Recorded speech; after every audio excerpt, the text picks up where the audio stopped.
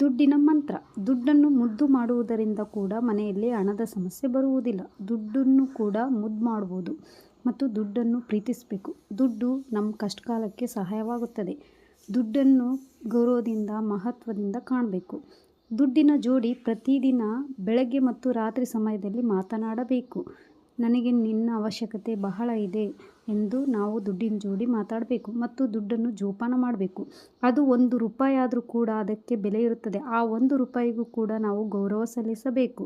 ದುಡ್ಡು ನಮ್ಮ ಕಷ್ಟಕ್ಕೆ ಮತ್ತು ನಮ್ಮ ಸಮಯಕ್ಕೆ ಬರುವ ರೀತಿ ನಾವು ದುಡ್ಡನ್ನು ಜೋಪಾನ ಮಾಡಬೇಕು. ಯಾರಾದರೂ ದುಡ್ಡು ಕೊಡಲು ಬಂದರೆ ಬಲಗೈಯಲ್ಲಿ ತೆಗೆದುಕೊಳ್ಳಬೇಕು. ನೀವೇನಾದರೂ ದುಡ್ಡು ಕೊಡುವ ಪರಿಸ್ಥಿತಿ ಬಂದರೂ ಕೂಡ ಬಲಗೈಯಿಂದಲೇ ಅವರಿಗೆ ಕೊಡಬೇಕು. ದುಡ್ಡು ಬಲಗೈಯಿಂದ ಕೊಡುವುದು ಬಲಗೈಯಿಂದ ತಗೊಳ್ಳೋದು ಕೂಡ ಒಂದು ಮಹತ್ವವಿದೆ. ಕನಿಷ್ಠ ಪಕ್ಷ ನೀವು ದಿನಾಲೂ 1 ರೂಪಾಯಿ ಆದರೂ ಕೂಡ ಅದನ್ನು ಸೇವ್ ಮಾಡುವ ರೀತಿ ತೆಗೆದಿಟ್ಟುಕೊಳ್ಳಬೇಕು. ಈ ದುಡ್ಡಿನ ಮಂತ್ರದಲ್ಲಿ ನಿಮಗೆ ಯಾವ ಮಂತ್ರ ಇಷ್ಟ ಆಗಿದೆ ಅಂತ ನನ್ನ ಚಾನಲ್ಗೆ ಲೈಕ್ ಮಾಡಿ, ಶೇರ್ ಮಾಡಿ, ಸಬ್ಸ್ಕ್ರೈಬ್ ಮಾಡಿ ಮತ್ತು ಕಮೆಂಟ್ ಮಾಡಿ.